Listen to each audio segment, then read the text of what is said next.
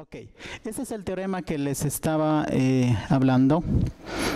Muchas veces nosotros nos volvemos muy técnicos y la parte teórica la dejamos muy de lleno, hasta que nos retomamos en la parte de arquitectura y tenemos que volver a las bases de por qué usar una u otra tecnología.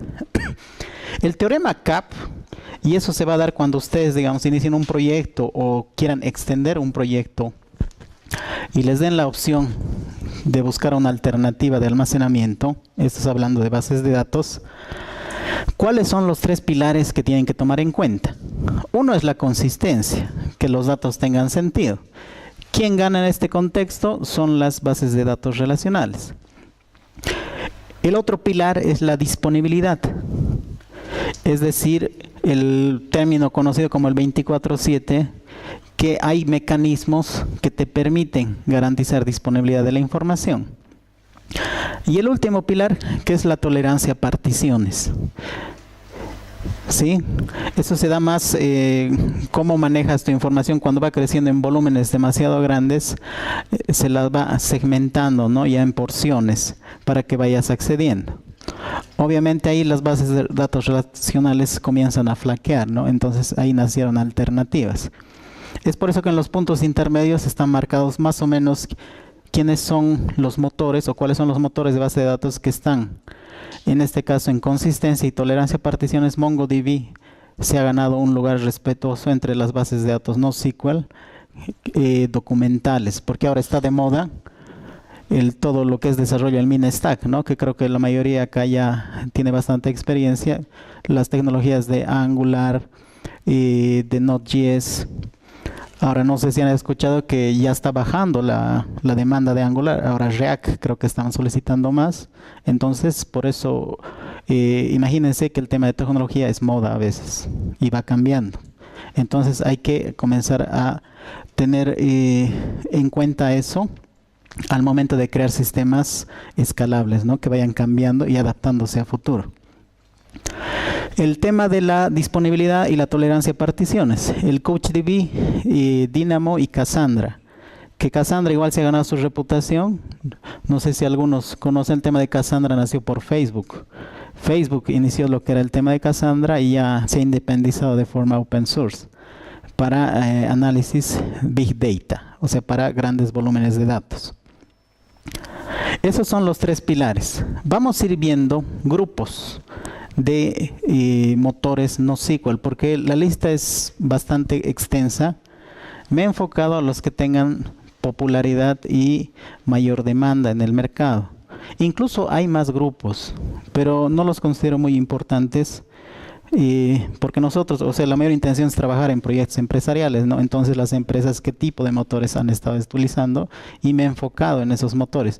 De todas formas, el tiempo no da como para profundizar mucho, pero si por lo menos conceptualmente conocemos qué hace o para qué me serviría, es suficiente.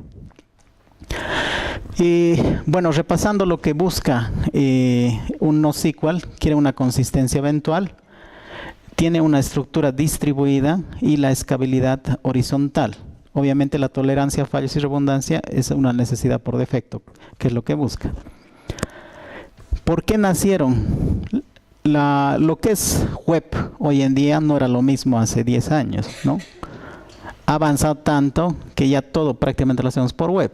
Lo estoy separando nada a ver con mobile, pero esta es más o menos cómo ha crecido desde el año 90 en tema de almacenamiento digital en web. Es un crecimiento exponencial que prácticamente todo está en web. Prácticamente hablar de realizar una aplicación desktop ya no existe. De poder se puede hacer, pero la demanda no va por ese lado. Todo va a web.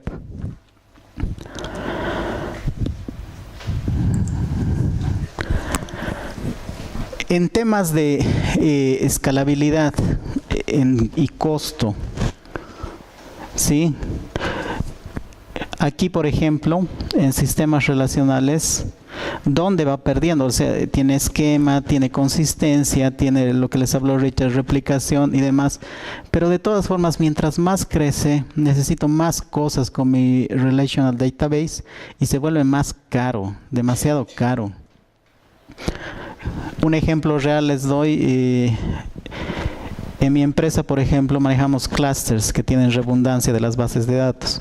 ¿Qué es lo que se hace para dar mayor soporte de servicio y al volumen de tráfico? Se compra otro clúster, se compra otro clúster. Cuando yo inicié en la empresa éramos 6 clusters y ahora, Marco, ¿cuántos clusters tenemos? Tardamos deployando casi 2 meses. Lisette, tú también has trabajado ahí. ¿Cuántos clusters ya crees que tenemos? Imagínense cuánto ha crecido, y eso es un costo.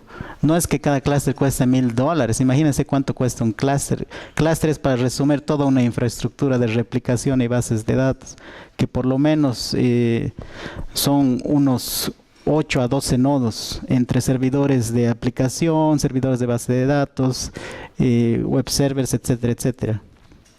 Eso es dinero y va creciendo. Por eso han nacido incluso los servicios en la nube, para poder contrarrestar esa demanda y ese crecimiento. Pero eso no nos vamos a meter. Esto justifica que a medida que tu sistema se hace más famoso, más tráfico, más demanda, tienes que pagar más para poder mantenerlo. ¿Sí? Y obviamente ahí ya vas perdiendo, ¿no? Porque tu relational database ya está comenzando a flaquear, ya no sirve como antes porque tiene mucho de qué, mucho tráfico, tiene mucha información y se pierde tiempo, algunos dicen, en satisfacer las condiciones del esquema, cuando tú necesitas respuestas más inmediatas. Entonces aplican nuevos modelos de datos, ¿sí? A veces cuando yo estaba investigando decían, ¿y por qué aparece un modelo de clave valor? Y esto ha ganado gran influencia, y ustedes que están acostumbrados a las famosas cadenas JSON, que lo más básico es clave valor. ¿Por qué? Porque es lo mínimo que necesitas para hacer funcionar un sistema. Y entonces, ¿por qué no crear una base de datos que simplemente almacene eso? Modelo clave valor. Por otro lado, la base de datos ha crecido tanto que ya no puedo manipularlo. Entonces, ¿por qué no manejar un modelo que directamente se enfoque y todo sea un índice? ¿Se acuerdan para qué son los índices? Imagínense que todas las columnas ya sean un índice desde nacimiento. Y eso es lo que hace Cassandra en realidad. ¿Por qué? Porque está orientado a que se haga análisis y consultas, únicamente consultas. No es una base de datos que va a tener alto tráfico. Entonces se enfoca únicamente en que todo sea un índice. Ahora hay estados intermedios. El key value es insuficiente. Quiero algo un poquito más elaborado. Y ahí nacen los document databases, que esos son las cadenas JSON que ustedes conocen, les dicen documento. Cuando hagamos mañana van a ver la relación entre documento, collection y cómo se manipula la información, que es, digamos, lo que está más de moda en este momento en desarrollo del MinStack. Por último, las graphical databases, que esos son nodos que interrelacionan uno con otro para obtener información, y también tienen una estructura de clave valor que hay en cada nodo, ¿sí? Hay más grupos, pero por lo menos estos son los 4 más de mayor demanda en el mercado actualmente. Es decir, en estos 4 grupos se hace software empresarial. Hay un grupo que no lo he incluido, que es XML Database. No he visto por lo menos proyectos que trabajen mucho con eso. Tal vez existe, pero no los he visto de mucha demanda. Hay también bases de datos que ya son híbridos entre estos. No sé si han visto que Oracle ya sacó un proyecto que soporta NoSQL.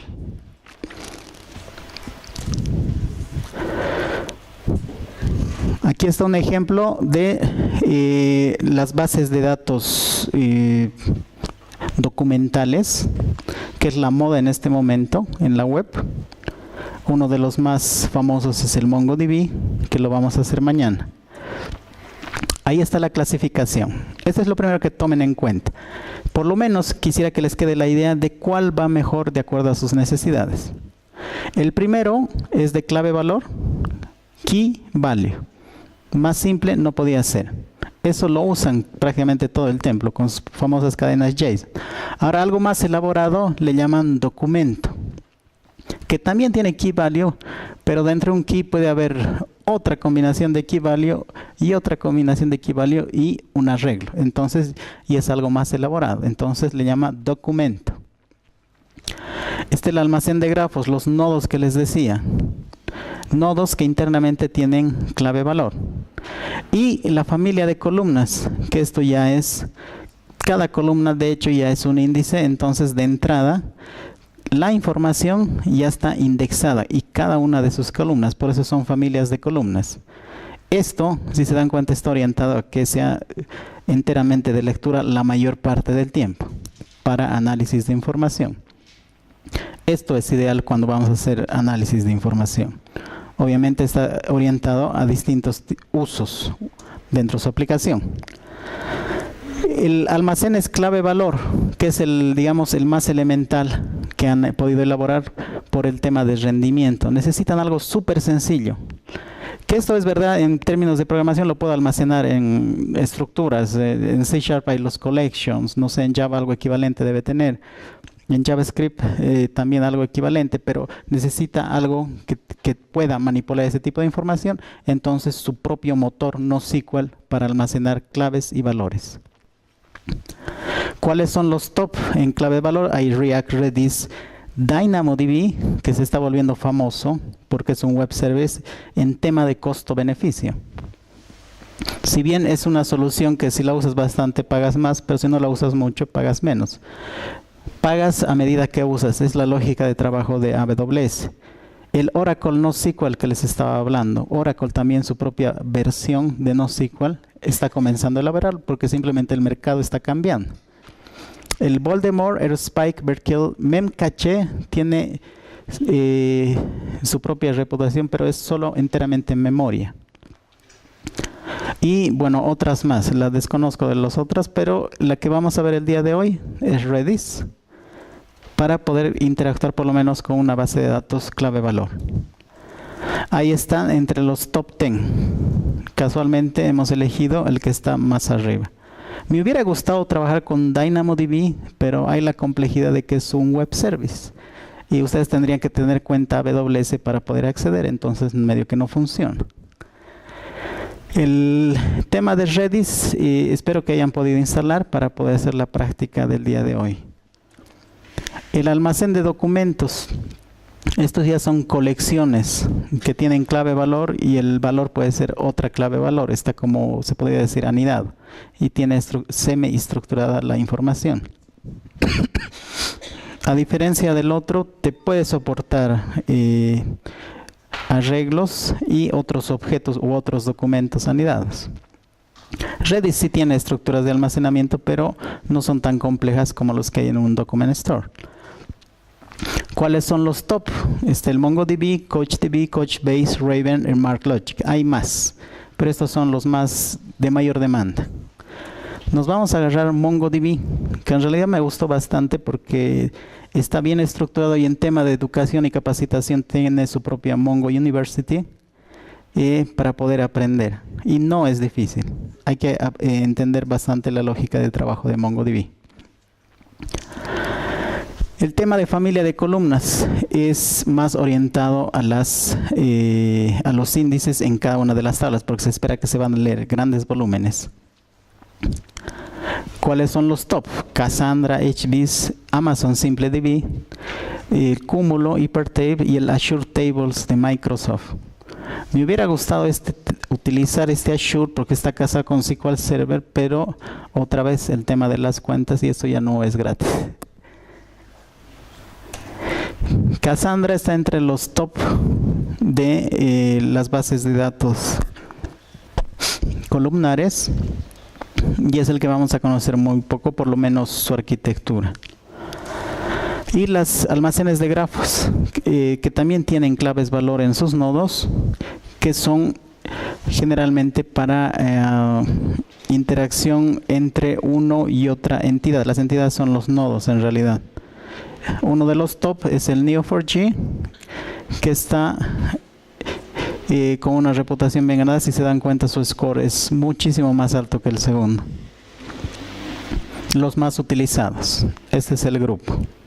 Por tema de tiempo, en forma práctica vamos a ver Redis y Mongo y vamos a conocer arquitectura y conceptos de Neo4j y Cassandra. Estaba preparando una máquina virtual para Cassandra, pero ya no da el tiempo.